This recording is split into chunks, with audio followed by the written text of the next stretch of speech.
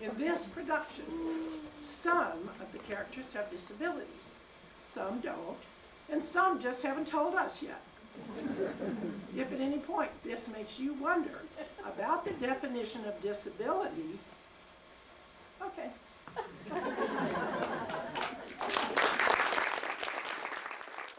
Welcome back to another episode of Inside HTC.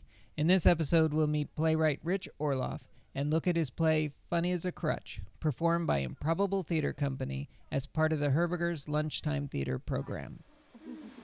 What kind of ship would allow us passengers like you? A ship filled with people like us, wanting to find a land without prejudice? We got up here first, so beateth it.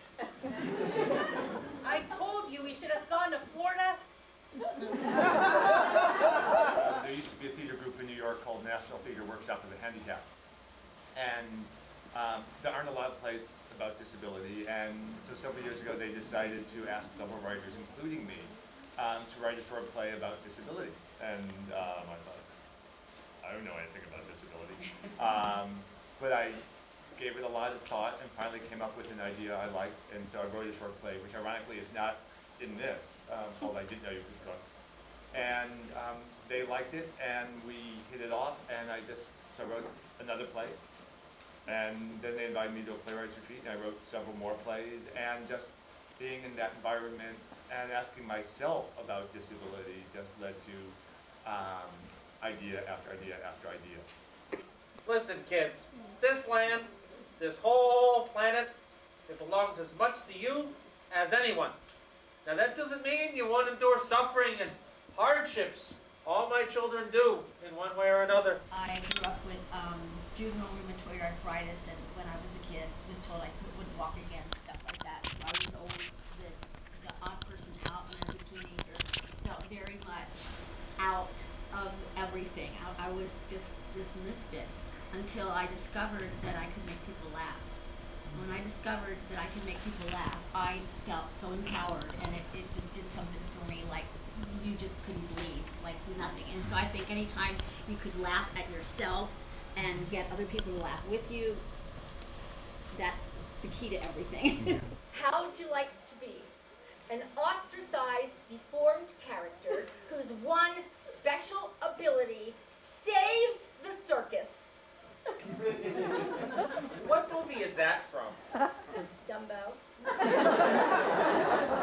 Look, I know this may be hard to believe given my disability, but I have no special talents or abilities. Then how do you triumph over adversity? I avoid adversity whenever possible. It's been a very interesting journey with this play, and not just because of the topic. When I finished writing it, I tried to get some theaters interested in it, and no one was the least bit interested in it. Both theaters, mainstream theaters and theaters with disability, I think because it was irreverent in an evening of sketch comedy. And I did a workshop of the play. The director, I've worked with a wonderful director in New York called Jeff Wolf, and he and I agreed we wanted a cast of actors with disabilities, but we didn't want anyone in the audience to ever think, oh, there's someone with a disability, that's why they got the role. But the nice thing is we found good actors who happen to have disabilities and who resonated to the parts. And the nice thing is the cast kept encouraging me to go more and more and more irreverent. There are lots of lines that weren't in the first draft. I don't think it was ever written that hadn't been for them saying, oh no, go further. And I never wrote anything where they said, oh, that's too much. So it's been a wonderful experience. Wouldn't you like to be a role model? Not really. Then how do we turn you into an uplifting cliche? Maybe you can't. We have to. We're liberals, you're disabled. Ergo, you're special. In my experience, it's very difficult to have a barrier between you and another person when you're laughing together. Yeah. You just can't be angry at somebody when you're laughing with them. And it also gives us a chance to kind of get the message across about our perspective on it, and get them to, it's a way to get them to watch it without feeling uncomfortable. Wouldn't you like to do something a little daring? Sure.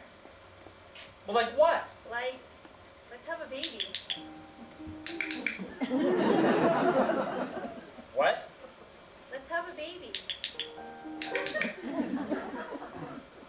said you were ambivalent about having kids. I was. I'm not. Surprise! All of you, this is the first time I've seen the play since the New York production. And, one of my fears is, okay, this one production works, but will the play travel? Will it work with something else? So it was enormously rewarding for me to sit back and hear everyone else laugh at lines I wrote a few years ago, and to see you bring the play to life and to see it live. So thanks. Thank you. Thank you. Thank you for watching this episode of Inside HTC. Please stay tuned for more episodes coming real soon.